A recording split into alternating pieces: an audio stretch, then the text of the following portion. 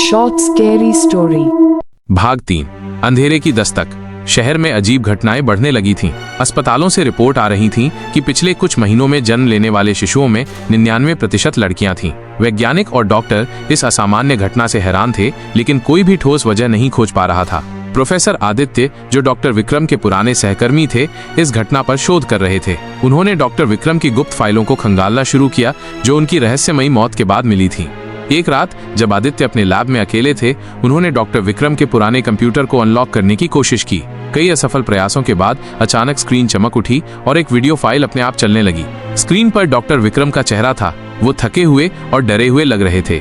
अगर तुम ये देख रहे हो आदित्य, तो इसका मतलब है कि मैं अब इस दुनिया में नहीं हूँ। मैंने एक भयानक सच खोज लिया है। वाई क्रोमोसोम खत्म हो रहा है, लेकिन ये प्राकृतिक नहीं है। कोई इसे तेजी से खत्म कर रहा है।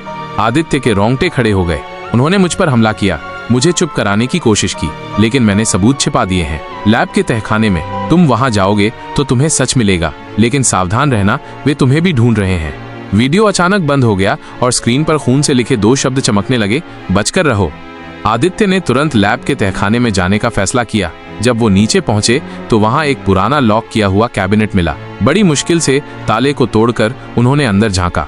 अंदर एक पुराना लैपटॉप रखा था, जिसमें फोल्डर था प्रोजेक्ट जेनेसिस। जैसे ही उन्होंने फोल्डर खोला, उनके कानों में धीमी फुसफुसाहट सुनाई देने लगी। ठंडी हवा कमरे में बहने लगी।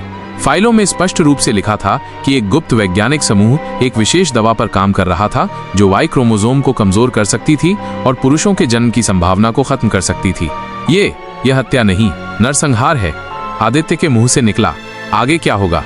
आदित्य को अब समझ आ चुका था कि ये कोई दुर्घटना नहीं थी, ये किसी की बनाई हुई योजना थी। लेकिन सवाल ये था कि इसके पीछे कौन था और क्या वो इस भयावह साजिश को रोक पाएगा?